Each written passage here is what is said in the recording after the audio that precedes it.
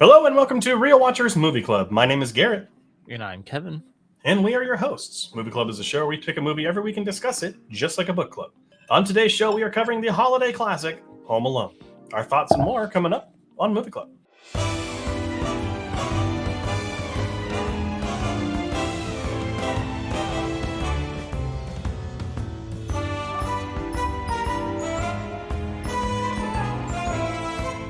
Released in 1990, Home Alone was directed by Chris Columbus and stars Macaulay Culkin, Joe Pesci, and Daniel Stern. 8-year-old Kevin McAllister makes the most of his situation after his family unwittingly leaves him behind when they go on Christmas vacation.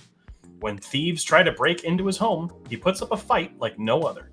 The film currently has a 3.8 out of 5 on Letterboxd. It was nominated for 2 Academy Awards, including Best Original Song and Best Original Score.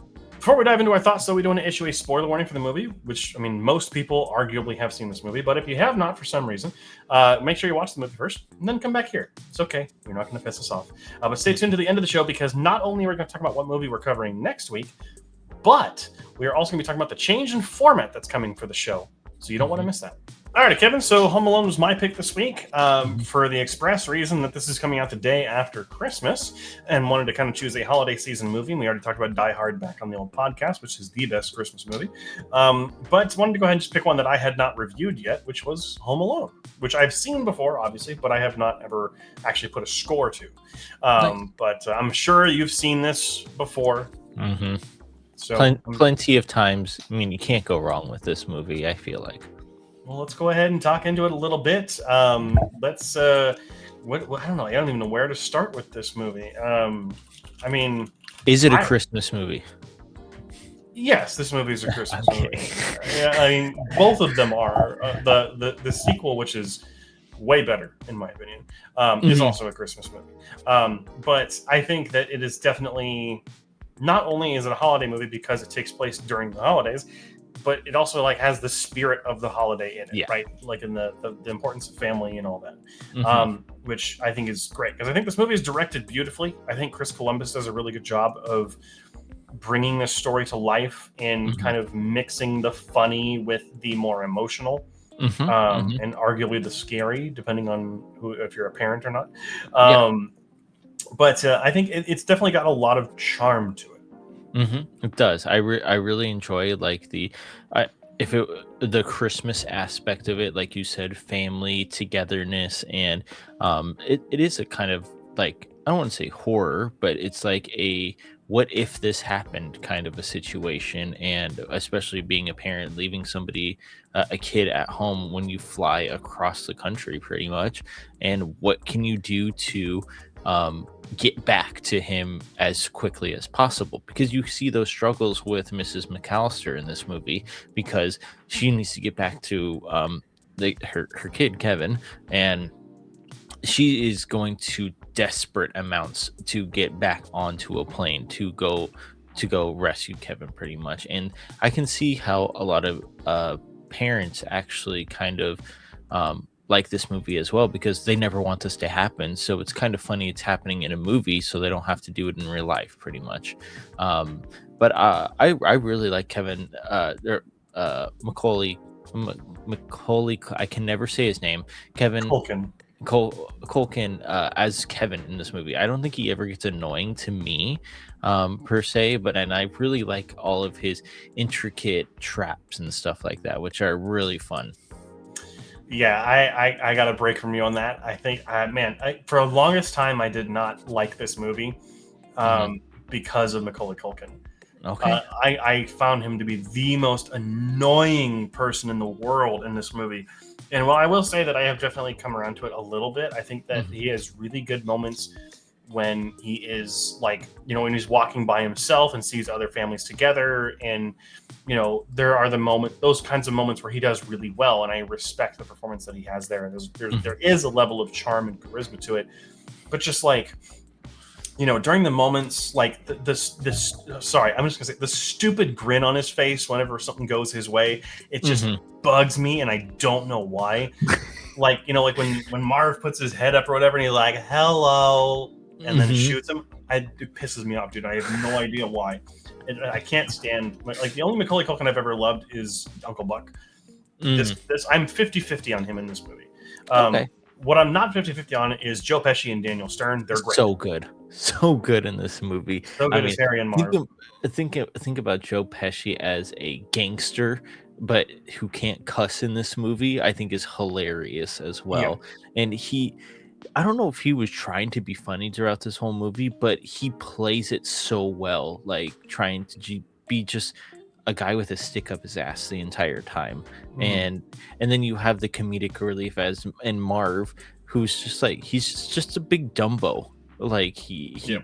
he follows Joe Pesci's character however wherever and stuff like that. And but they just the two of them just have so much chemistry in this movie together that I really enjoy them, even when they are getting beat up and stuff like that by McCulkin's character.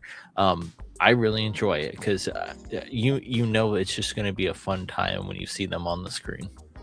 Yeah. One of my other things that I actually am not too big a fan of this movie is I do think that it does get a little repetitive in Kevin dealing with Harry and Marv. Okay. Um, I think why I like the sequel so much more is because there's more than just Harry and Marv, Mm-hmm, mm-hmm. and there's different dynamics with all those people, Yeah. which I really like. And I think here, like the physical slapstick gags, while they do get repetitive, they are good.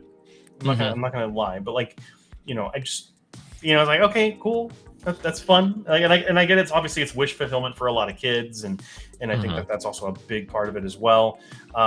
But also, like, what I really love about this movie is a lot of the production design. The house is incredible. The way mm-hmm, that Columbus moves through the house, there's so much that he does to set up what's going on. There's so many things going on in the background. mm-hmm, Like, yeah, Macaulay Culkin's the reason I don't like this movie. I'll just be honest. But like everything else is firing on really high cylinders, and I think that mm-hmm, the directing and the writing specifically are really good here. mm-hmm, Um, and yeah, I mean, there's really not much else to say. I think it's a great holiday movie, especially for families. mm-hmm. But we got to talk about these parents, man. How I mean, irresponsible is it to have that many kids and obviously not care about one of them enough to leave them there, but then mhm. also care about him enough to, like, and who the, I'm sorry, maybe this was a 90s thing, but who takes a vacation on Christmas? Like, Well, a lot of people actually do. which, like, if you're going to a family member's house or something, that's Mhm, fine, but they're going to Paris, mhm, and like, the again, maybe it's the 90s, but a family this big being able to afford a flight to Paris, like, mhm. what is that dad doing? Or And what is, mom. or mom too, like, what are they doing? Mhm. Like, this, To afford everything like that. it's so mind-boggling, like the fact that any of this actually happens, because Mhm, like if they're good parents, they would have known that Kevin wasn't there from the start. I'm just saying, they're not good parents, mhm, mhm. Yeah, and well, I need to be honest, they're just, yeah. do you see why when they were looking for Kevin's boarding pass, what happened to it?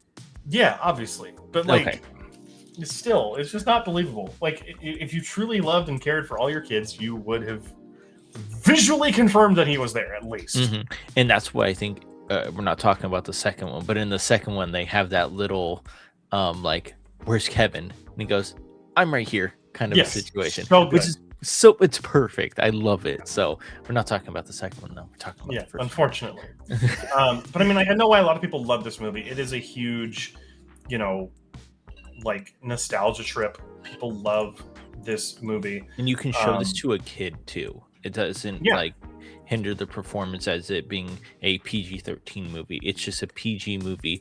I don't know. Some of his traps are PG-13, but well, it loses points because there's a tarantula in this one.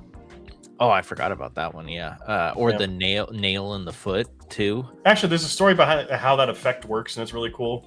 Oh, Like, really? because it just like disappears into the things, but it looks like it's going into. I don't know. It's kind of cool. Hmm. Oh, So, very cool. but yeah, I think it's, it's fine. I mean, It's it's more than fine. It's good. It is a good mhm, movie. All right, not a lot to say on this holiday classic, but that's totally okay. We'll go ahead and just kind of bring it to my final thoughts first, because this was my pick. I think it's a good movie. It's just not one of my favorites. mhm. I can't stand Macaulay Culkin most of the time, but I do respect the hell out of him for the other parts that I do, you know, do not mind him. Aside from some repetition with the slapstick and stuff, I do, and while I prefer the sequel to this one, I still think this is a great holiday film for pretty much all ages. I think kids will really get more out of this than adults will. I mean, unless they, I mean, for the first time, right? Like if you're like me and you're 30 years old or whatever, and you're watching it for the first time. I mean, I'm not, but like if you were watching for the first time, you're not going to get as much out of it, I don't think, as like a kid would. Not like a Which nostalgia. is, This is like a nostalgia Christmas movie kind yeah, of and I would situation. say kids nowadays might not even like this one. So who Oh, they knows? probably won't. They have an Uh, attention span of a 2-year-old. So yeah. keep going. So exactly, but I think it still is a good movie. So I gave it an 80 out of 100 and 4 stars. Nice, very good. I mean, just not to repeat yourself, but I absolutely adore this movie.